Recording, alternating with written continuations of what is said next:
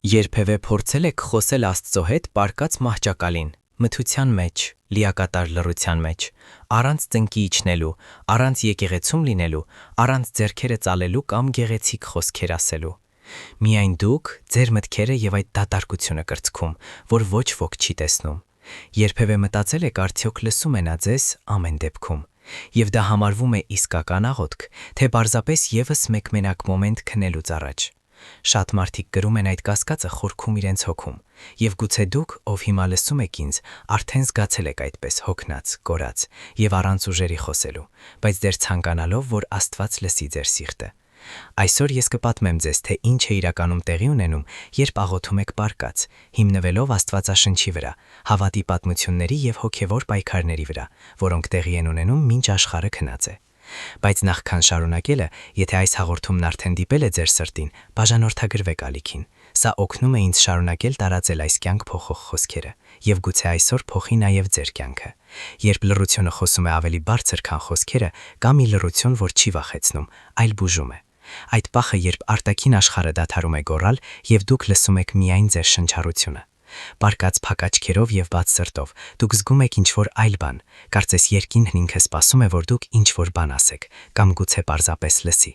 Շատերը հավատում են, որ աղոթքը միշտ զրույց է, բայց ինչ եթե ասեմ ձեզ, որ ամենախոր աղոթքները կատարվում են լռության մեջ։ Աստծուն չեն տպավորում պատրաստի ճառերը։ Նա լսում է նույնիսկ այն մտքերը, որոնք դուք երբեք քաջություն չունեք բարձրաձայն ասելու։ Սաղմոս 131:4-ում ասվում է. «Դեռ խոսքը լեզվիս վրա չէ, եւ դու Տեր արդեն գիտես ամեն ինչ»։ Քանի անգամ եք փորձել աղոթել եւ ձախողվել, խոսքերը կանգ են առել, միտքը ցրվել, մարմինը հոգնել, բայց նույնիսկ այդ դեպքում ինչ-որ բան ձեր ներսում ուզում էր խոսել Աստծո հետ։ Այդ ինչ-որ բանը ձեր հոգին է, եւ հոգին գիտի աղոթել, նույնիսկ երբ բերանը լռում է։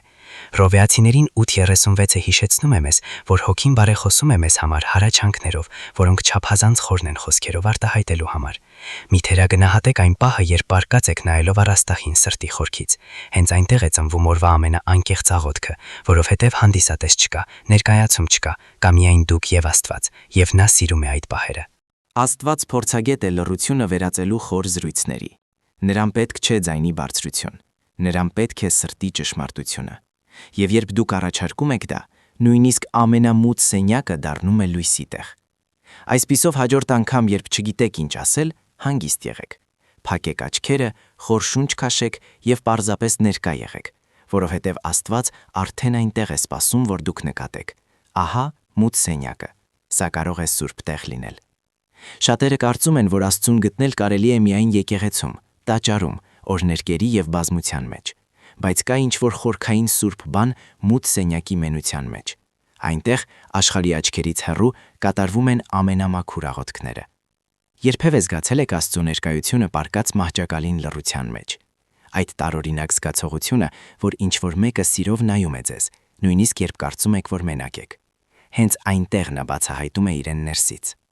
Մատթեոսի ավետարանում 6:6 ասվում է. «Մտիր քո սենյակը, փակիր դուռը եւ աղոթիր քո հորը գաղտնիության մեջ,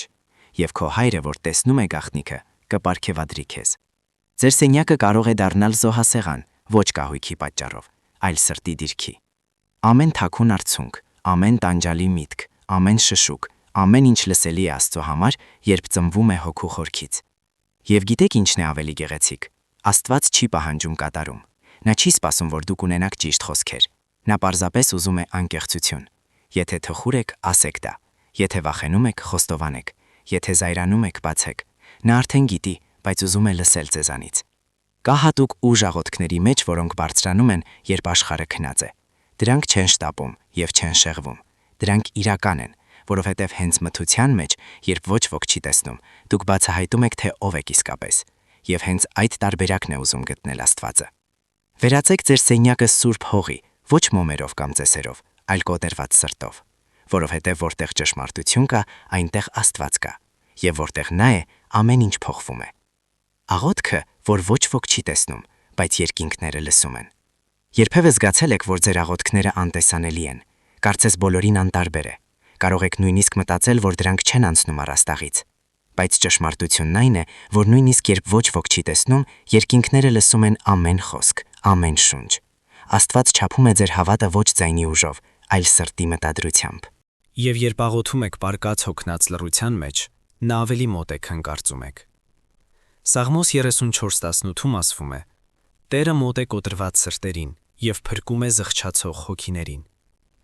Հեշտ է մտածել, որ միայն ծնկի իջած, բարձրաձայն, արցունքներով կամ գովաբանությամբ աղոթքն ունի իմաստ։ Բայց խաչին կախված ավազակը ասած պարզ նախադասություն. Տեր, հիշիր ինձ։ Եվ դա բավականացրեց փոխելու իր հավերժական ճակատագիրը,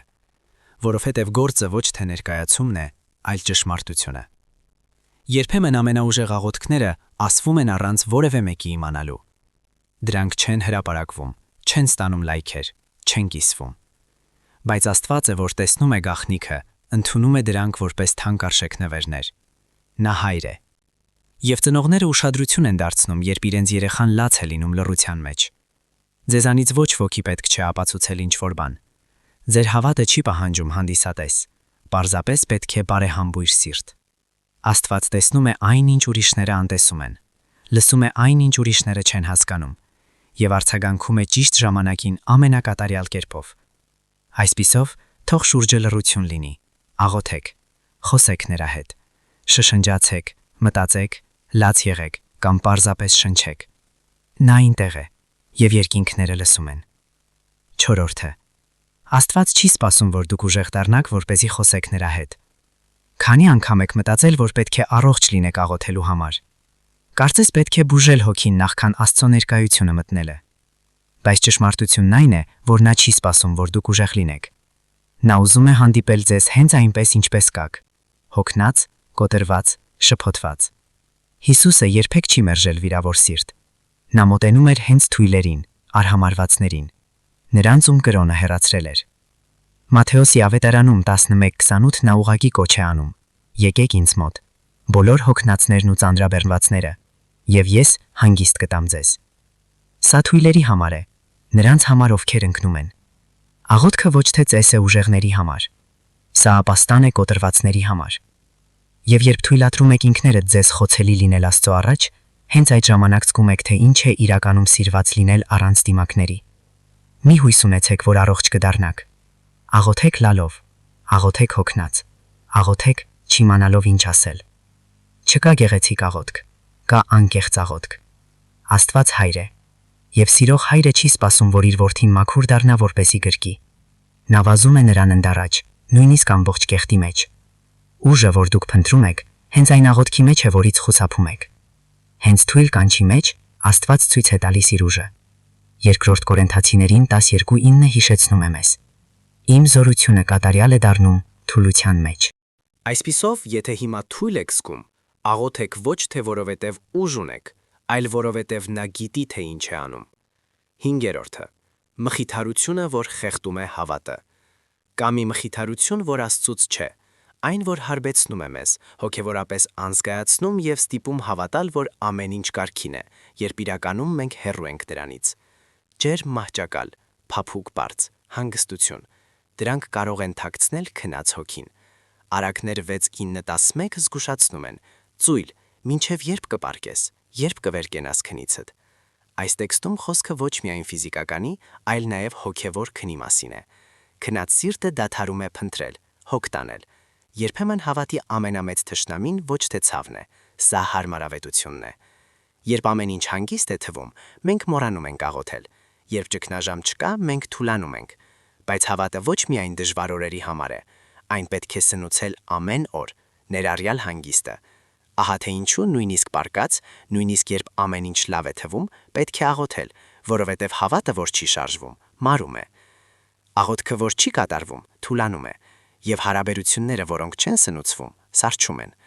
Աղոթեք նախքան հարմարավետության գոտին բանտ դառնալը, նախքան խաղաղությունը հոգևոր քուն դառնալը,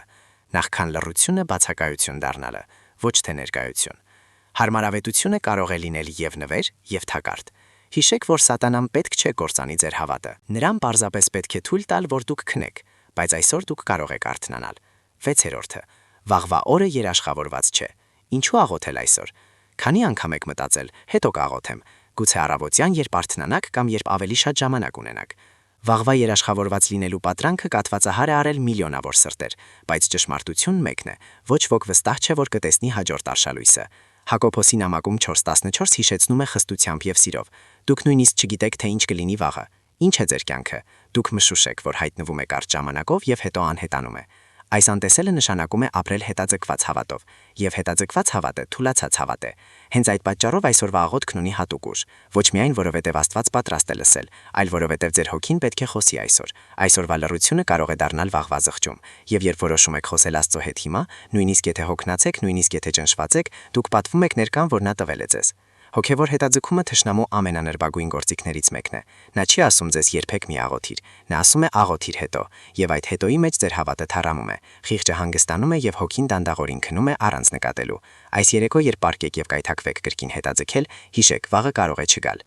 Ոչ որպես սպառնալիք, այլ որպես շտապ կանչ։ Ձեր հոգին հիմա քաղցած է։ Ձեր սիրտը պետք է խոսի հիմա։ Աստված հիմա լսում է։ Եվ եթե սա ձեր վերջին աղոթքն է քնելուց առաջ, թող ճշմարիտ լինի։ Թող կապ լինի ձեր հոգու եւ երկնքի միջև։ Թող նա հանդիպի ձեզ ներկայում եւ արձագանքի հավերժության մեջ։ 7-րդը։ Անկեղծ շշուկը արժե հազարավոր դատարկ կրկնություններ։ Ձեզ պետք չեն գեղեցիկ խոսքեր Աստծո սիրտը դիպչելու համար։ Պետք չեն երկար նախադասություններ կամ բարդ բառապաշար։ Երբեմն պարզ օգնիր ինձ, ասված անկեղծությամբ դիպչում է երկնքին այնպես, ինչպես չեն կարող ամբողջ ճառերը։ Հիսուսը հստակ ասաց դրա մասին Մատթեոսի ավետարանում 6:7, երբ ասաց. «Աղոթելիս մի կրկնեք դատարկ խոսքեր, ինչպես հեթանոսները, որոնք կարծում են, որ բազմախոսությունից կլսվեն։ Նրան չեն հետաքրքրում սերտած խոսքերը, նա ուզում է ձեր սիրտը»։ Դուք կարող եք հիմա պարկած լինել առանց ուժերի, ծանր աչքերով, բայց եթե հոգու խորքից շշնջակ ինչ-որ անկեղծ բան, երկինքը թեքվում է լսելու համար։ Մի թերագնահատեք այդ պահը։ Սա կարող է թվալ աննշան, բայց հենց այստեղ են սկսվում մեծ փոփոխությունները։ Այս պատմությունը ցույց է տալիս, որ երբեք ուշ չէ աղոթելու, եւ որ չկա իդեալական դիրք Աստծո հետ խոսելու համար։ Խաչը չէր թույլատրում ծնկի իջնել, ձեռքեր բարձրացնել կամ կրոնական ժեստեր անել, բայց այդ մարդու սիրտը անկեղծորեն դարձավ դեպի Հիսուսը։ Երբեմն թվում է, թե մենք շատ հեռու ենք, որ շատ սխալներ ենք արել, որ Աստված չի լսի։ Բայց խաչի վրա ավազակը կենդանի ապացույց է, որ իսկական զղջումը երբեք չի անտեսվում։ Նրան լսեցին կյանքի ամենասարսափելի պահին, եւ նա փրկվեց։ Այսպիսով, եթե այս երեկո զգում եք կոտրված, կեղտոտ, առանց ելքի, հիշեք, Աստծուն պետք չէ կատարյալ կյանքի ցուցակ։ Նա պարզապես ուզում է հանձնվող սիրտ։ Սիրտ, որ հանձնվում է նույնիսկ սահմանին, նույնիսկ վերջում։ Աղոթեք, նույնիսկ եթե թվում է ուշ է, նույնիսկ եթե աշխարհը դատապարտել է ձեզ, որովհետև Աստված փորձագետ է անհավանականը փրկելու եւ վերջին վայրկյանները հավերժության վերածելու մեջ։ 9-րդը. Գործը մարմնի մասին չէ, խոսքը սրտի մասին է։ Երկար ժամանակ մարդիկ կապում էին հոգևորությունը ֆիզիկական դիրքի հետ։ Ծնկի իջած, ձեռքերը միացված, աչքերը փակ։ Ամեն ինչ կարող է գեղեցիկ լինել, բայց եթե չի ուղեկցվում իսկականությամբ, ոչինչ չարժե։ Աստված չի նայում արտաքին ձևին, նա զննում է սիրտը։ Մեկ Թագավորություններ 16:7-ում հստակ ասվում է. մարդը նայում է արտաքինին, իսկ Տերը սրտին։ Դուք կարող եք ժամերով ծնկի իջած կանգնել եւ դեռ հեռու լինել Աստծուց, կամ կարող եք պարկած լինել կոտրված, հոգով ավերակներում եւ ավելի մոտ լինել երկնքին, քան երբևէ։ Մի կենտրոնացեք ձևի վրա։ Եթե սիրտը խոնարհված է, ձեր աղոթքն արդեն բարձրացել է։ Իհարկե կան դեպքեր, եւ ծնկի իջնելը օգնում է մտնել հոգու մեջ, բայց երբեք մի թույլ տվեք, որ արտաքին ժեստի բացակայությունը խոչընդոտի ներքին կապին Աստծո հետ։ Սուրբ Հոգին չի պահանջում ձևականություններ, նա պահանջում է հանձնում։ Այդ հանձնումը տեղի է ունենում, երբ աղոթում եք ամբողջ էությամբ, նույնիսկ առանց մեկ խոսքի, նույնիսկ վերմակի տակ, նույնիսկ գլուխը բարձին դրած, կարող եք կանգնել շնորհի գահի առաջ։ Իսկական պաշտամունքը չի կախված մարմնից, այն ծնվում է հոգուց։ Հիսուսն ասաց Հովհաննեսի ավետարանում 4:24. Աստված հոգի է, եւ նրան պաշտողները պետք է պաշտեն հոգով եւ ճշմարտությամբ, իսկ հոգին դուք կրում եք ձեզ հետ միշտ։ Այսպիսով մի զգաք ավելի քիչ հոգևոր, որովհետև ծնկի չեք իջել, եթե սիրտը խոնարհված է, Աստված լսում է։ 10-րդը. Երբ աղոթքը դառնում է հոգևոր պատերազմ, շատերը կարծում են, որ գիշերը միայն հանգստի համար է, բայց հոգևոր ոլորտում սա ժամանակ է, երբ տեղի են ունենում ամենամեծ պատերազմները։ Մինչ մարմինը հանգստանում է, հոգին հարձակվում է միտքերով, վախերով, հիշողություններով եւ անտեսանելի ճնշումով։ Ահա թե ինչու քնելուց առաջ աղոթքն այդքան մեծ ուժ ունի։ Եփեսացիներին 6:12 զգուշացնում է մեզ. մեր պայքարը ոչ թե արյան եւ մարմինի դեմ է, այլ իշխանությունների, իշխանների դեմ, այս խավար աշխարհի կառավարիչների դեմ, երկնքի տակ չար հոգիների դեմ։ Ձեր հոգին կարող է պատերազմի մեջ լինել, եւ հենց աղոթքի մեջ դուք զինվում եք։ Քնելուց առաջ աղոթքը ոչ միայն սովորություն է, այլ վահան։ Երբ ձեր միտքը ծածկում եք խոսքով, ձեր հոգին պաշտպանություն է ստանում։ Դուք հանգիստ քնում եք, որովհետև վստահել եք նրան, ով երբեք չի քնում, զորությունների Տիրոջը։ Հոգևոր պատերազմները չեն հաղթվում գոռոցով կամ ֆիզիկական ուժով, դրանք հաղթվում են հավատով, ճշմարտությամբ եւ աղոթքով, նույնիսկ լռության մեջ, նույնիսկ հոգնած, նույնիսկ ամեն ինչ չհասկանալով։ Աստված պայքարում է ձեզ համար, երբ որոշում եք կանչել նրան պատերազմի։ Մի պարկեք քնելու առանց պաշտպանության, մի թողեք ձեր երեկոն պատահականությանը, հայտարարեք ձեր սենյակում, որտեղ չկա վախի, անհանգստության կամ անհանգիստ մտքերի համար, որ այդ տեղը պատկանում է Տիրոջը։ Եվ երբ աղոթում եք աչքերը փակելուց առաջ, դուք ասում եք երկնքին եւ դժոխքին. Ես վստահում եմ Աստծուն, նա իմ վահանն է եւ ոչինչ չի կարող ինձ բաժանել նրանից, նույնիսկ գիշերային խավարը։ 12-րդը. Աղոթքը, որ պահպանում է քունը եւ պահպանում է հոգին։ Քունը թվում է պարզ, փակեք աչքերը եւ հանգստացեք։ Բայց հոգևոր աշխարհում քունը ոչ միայն դադարի ժամանակ է, այլ դաշտ, որտեղ հոգին կարող է ամրապնդվել կամ հարձակման ենթարկվել։ Եվ հենց այդ պատճառով քնելուց առաջ աղոթքը դառնում է անտեսանելի ամրոց ձեր սրտի շուրջ։ Սաղմոս 4:8 Դավիթը գրում էր. Հանգիստ պարկում եմ եւ անմիջապես քնում, որովհետեւ դու Տեր, միայն դու ինձ ապահովության մեջ ես դնում։ Նա չէր նկատի հարմարավետ պարծ կամ հանգիստ տուն։ Նա խոսում էր Աստծո ներկայության մասին որպես պաշտպանություն։ Երբ աղոթում եք քնելուց առաջ, դուք հանձնում եք ձեր մտքի բանալիները Տիրոջը։ Քանի գիշեր եք անցկացրել անհանգստության մեջ, չհասկանալով ինչու։ Գիշերային մղձավանջներ, անհանգիստ մտքեր, հիշողություններ, որ վերադառնում են որպես նետեր։ Աղոթքը վահան է, որ արգելափակում է այդ նետերը։ Այն հանգստացնում է հավասարակշռում, մաքրում է հոգին եւ պատրաստում հոգին խաղաղ հանգիստի։ Աստված չի խոստացել, որ չեք պայքարի, բայց խոստացել է լինել ձեզ հետ նույնիսկ խավարի մեջ։ Եվ երբ հրավիրում եք նրան ձեր գիշերը, նա ուղարկում է իր հրեշտակներին պահակության։ Սաղմոս 91:11-ում ասվում է, որովհետև նա կհրամայի իր հրեշտակներին ձեզ պահպանել ձեր բոլոր ճանապարհներին։ Նույնիսկ եթե մահճակալը փափուկ է եւ մթնոլորտը հարմարավետ, եթե հոգին չպաշտպանված է, հանգիստը լիարժեք չի լինի։ Իսկական խաղաղությունը գալիս է ոչ թե աղմուկի բացակայությունից, այլ Աստծո ներկայությունից, եւ այդ ներկայությունը ակտիվանում է, երբ աղոթում եք, նույնիսկ լռության մեջ։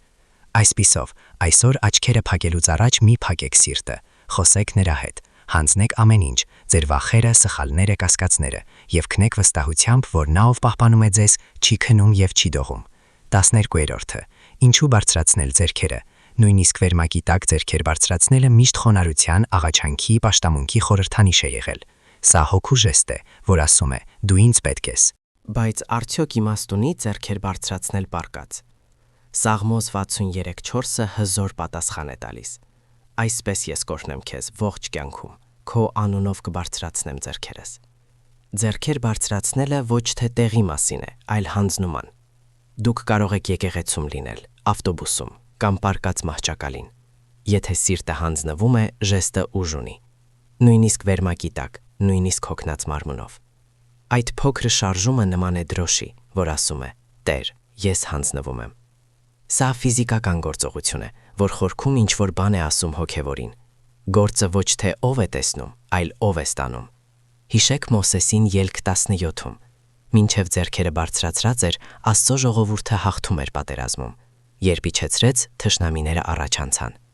Սա կախարդանք չէր, սա կախվածության խորհրդանիշ էր։ Մինչև հանձնվում էր, Աստված գործում էր։ Դուք կարող եք մտածել, բայց ես թույլ եմ, նույնիսկ ուժ չունեմ ձեռքերս բարձրացնելու։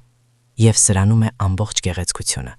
որովհետև նույնիսկ դողացող, հոգնած ձեռքը, որ ջանքով բարձրանում է, Աստված տեսնում է որպես հավերժական արժեք։ Սա նման է երեխայի, որ փորձում է հասնել հոր ձեռքերին։ Այսպիսով, եթե մի օր գիշերվա լռության մեջ սիրտը բորբոքվում է եւ զգում եք այդ մղումը, բարձրացրեք ձեռքերը։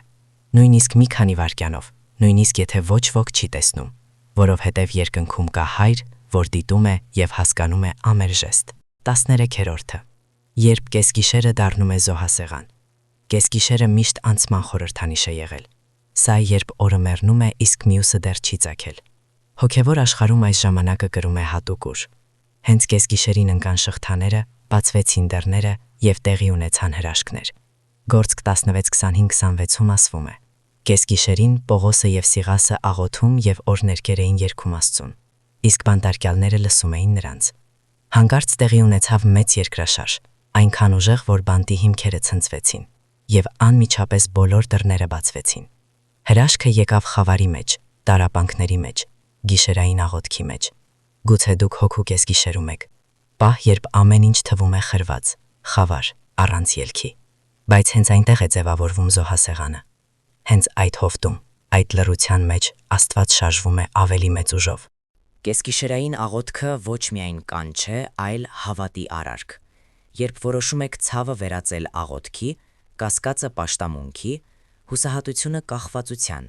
նրա գիշերը դառնում է զոհասեղան, եւ երկինքը պատասխանում է ազատագրության երկրաշարժերով։ Ոչ որովհետև գոռում եք, այլ որովհետև հավատում եք նույնիսկ խավարի մեջ։ Կեսգիշերը ցույց է տալիս, թե ում եք վստահում, ով է աղոթում նույնիսկ չտեսնելով, ով է գովաբանում նույնիսկ շղթաների մեջ։ Եվ հենց այդ հավատը շարժում է երկինքը, որովհետև չկա այդպիսի խավար, որ կարողանա դիմադրել անկեղծ աղոթքից ծնված լույսին։ Այսպիսով, եթե այսօր ձեր կեսգիշերն է, վերածեք այն զոհասեղանի, երգեք, աղոթեք, բարձրացրեք ձեռքերը եւ սպասեք, որովհետև երբ Աստված արթնանում է, նույնիսկ շղթաները չեն դիմադրում։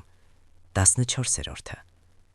Հանգիստը ոչ թե փախուստ է, այլ վստահություն Աստծուն։